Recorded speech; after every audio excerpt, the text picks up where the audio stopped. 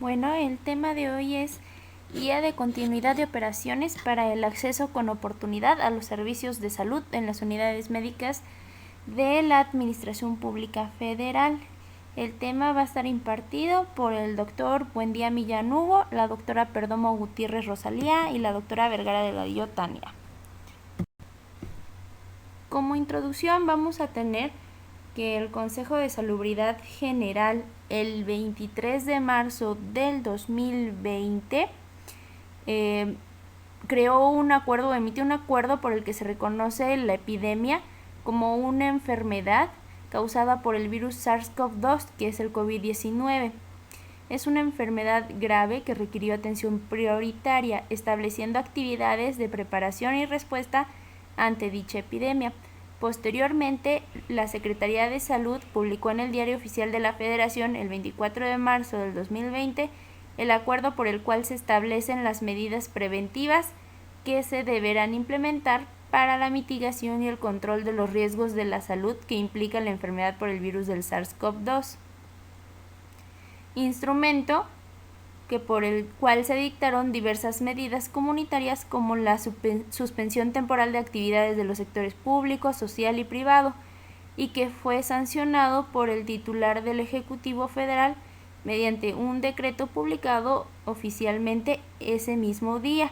Asimismo, la Secretaría de Salud publicó también en el diario que se establece una estrategia para la reapertura de actividades sociales, educativas y económicas, un sistema de semáforo por regiones para evaluar el riesgo epidemiológico relacionado con la reapertura de sus actividades, es decir, que en base a la reapertura, en base al semáforo rojo se van a reaperturar ciertas actividades.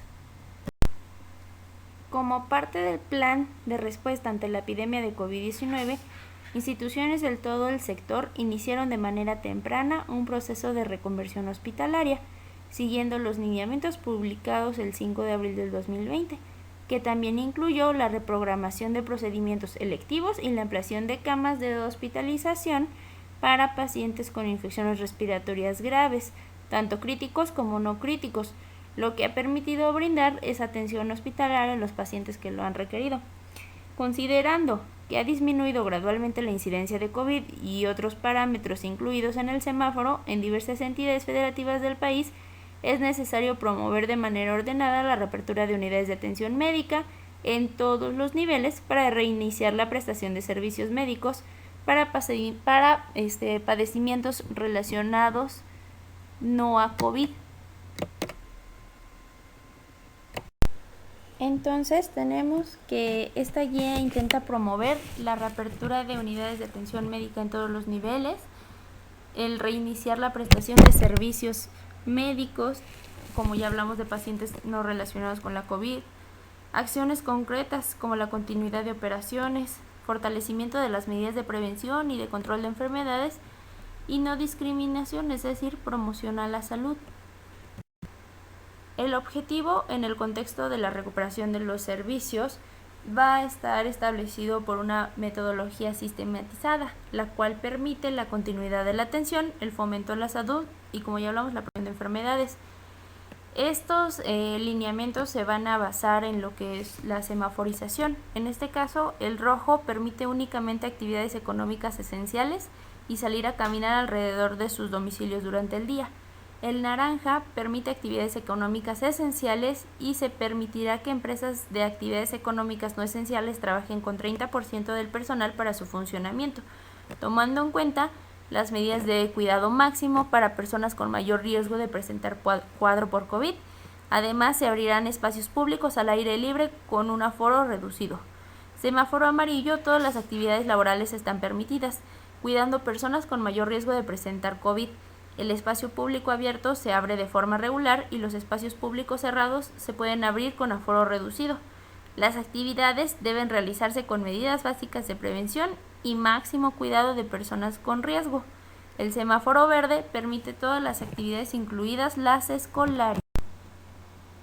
Bueno, este es un mapa conceptual del modelo operativo para la implementación de las funciones para la gestión de respuesta sectorial a emergencias de la salud de la OPS y la OMS, donde primero que nada vemos la activación de la respuesta donde se evalúa una rápida situación y hay una clasificación de la emergencia o el desastre, y por último la activación de la respuesta.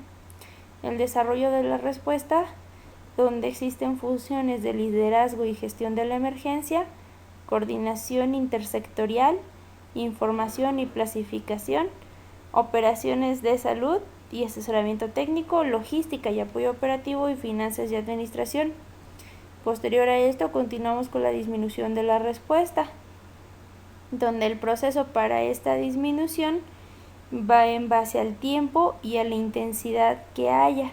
Aquí mismo vemos la semaforización y la organización de las respuestas para la recuperación temprana.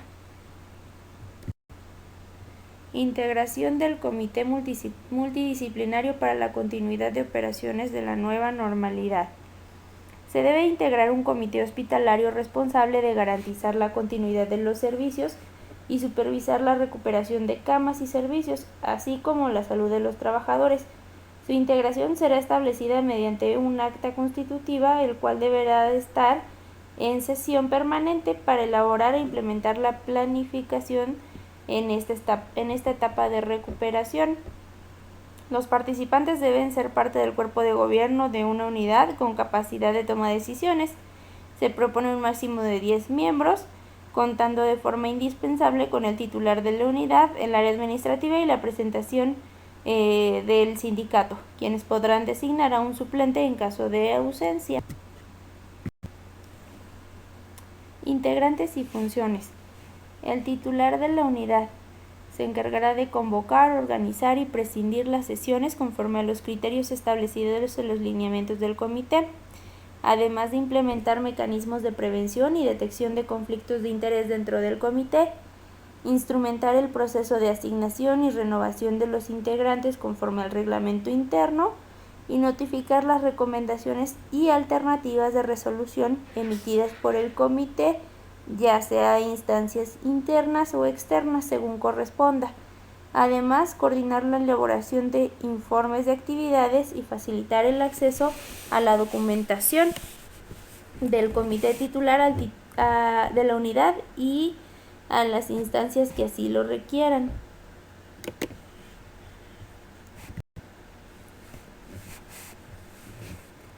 También, además, existen ciertos integrantes, como es el subdirector administrativo, los jefes de servicio de áreas críticas, es decir, de la unidad de cuidados intensivos, de urgencias y de quirófano, el epidemiólogo de la unidad, coordinador de planeación o responsable de calidad, el coordinador de enseñanza, el coordinador de recursos humanos o jefe de personal, la jefa de enfermería, el responsable de medicina del trabajo, el representante sindical, el titular del área jurídica y el responsable de mantenimiento o de servicios generales. Primero que nada, se debe participar en el análisis y deliberación de los acuerdos para la emisión de resoluciones consensadas por el comité y dar cumplimiento a estas funciones y objetivos. Se identificará temas que pudieran ser motivo de deliberación por parte del comité, intervenir en el beneficio del funcionamiento del comité, colaborar con las actividades de formación, actualización y reconversión a la nueva normalidad y asesorar al comité en materia de reconversión y a la nueva normalidad para la evaluación de la continuidad de las operaciones. Además, deberán de participar con probidad y ajeno a conflictos de interés en las sesiones a las que sean expresamente convocados, colaborar con el proceso de análisis o enviando sus comentarios sin tecnicismos, y además sin participar en la emisión de las resoluciones, mantener la confidencialidad sobre la información a la que se tuvo acceso y desempeñar cualquier otra función que le asigne el presidente. Las funciones obligadas de este comité son realizar el programa de continuidad para garantizar los servicios en la unidad, implementar y dar seguimiento a estrategias y acciones establecidas, supervisar el retorno del personal a los servicios que se requieran, siempre con apego a medidas preventivas, Evaluar periódicamente con análisis mínimo de forma quincenal los resultados de las acciones implementadas. Evaluar la capacidad instalada, la productividad y la oportunidad de los servicios. Difundir resultados con el personal. Retroalimentación y mantener informado al personal. Supervisar el cumplimiento de las guías y lineamientos vigentes. Proponer adecuaciones en los instrumentos normativos internos para asegurar la prestación de servicios y fomentar la capacitación continua, además de promover el cumplimiento de las medidas de prevención y control de infecciones en los trabajadores.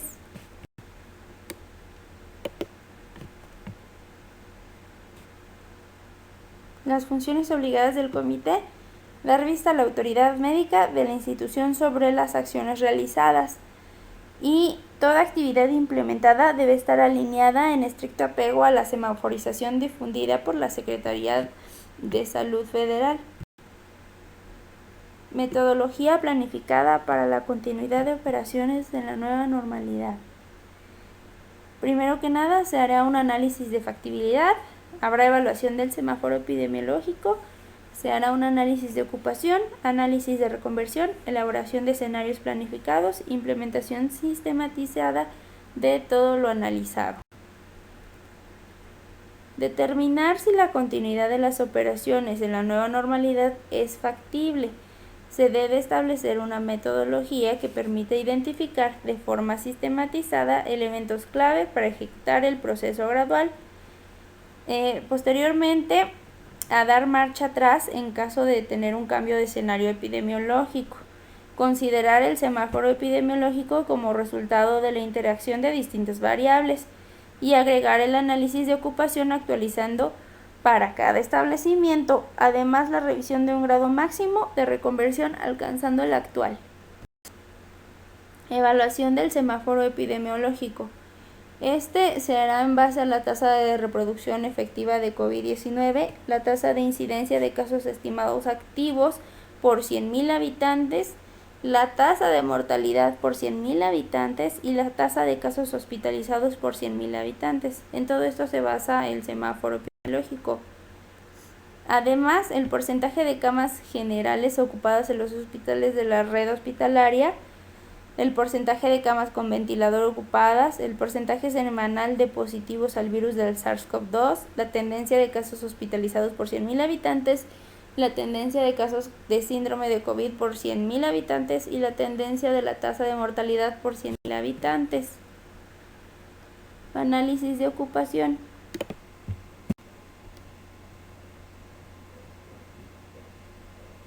El análisis de la ocupación se deberá definir por el tipo de pacientes que se encuentran en el momento de la evaluación. Además, tener el conocimiento de cuántos pacientes están con ventilación mecánica invasiva, no invasiva o con algún dispositivo de aporte de oxígeno, toda vez que existe la posibilidad de que su estancia sea más prolongada respecto a lo que no requieren altos requerimientos de oxígeno. También ocurre con los pacientes en la unidad de cuidados intensivos, los cuales pueden ser transferidos a otros establecimientos en un contexto de presión operativa o para que se les otorgue atención más especializada. La reconversión máxima alcanzada por la unidad, el grado máximo de reconversión que una unidad ha registrado. Determina la capacidad de respuesta del personal, insumos, medicamentos, equipos de soporte que logre destinar para hacer frente a emergencias de COVID-19. Dato base para evaluar de forma comparativa el grado de reconversión actual. La unidad ha disminuido su capacidad destinada de COVID-19 por razones de la demanda de los servicios de no COVID. La otra es no ha disminuido esta capacidad debido a persistir la demanda de pacientes con COVID o porque no se tienen las condiciones epidemiológicas para realizarlo. Es importante señalar que se debe garantizar al menos del 30% de las camas alcanzadas el grado máximo de reconversión, objetivo de mantener de manera permanente una disponibilidad suficiente de camas con capacidad resolutiva para pacientes con insuficiencia respiratoria aguda. Elaboración de escenarios planificados.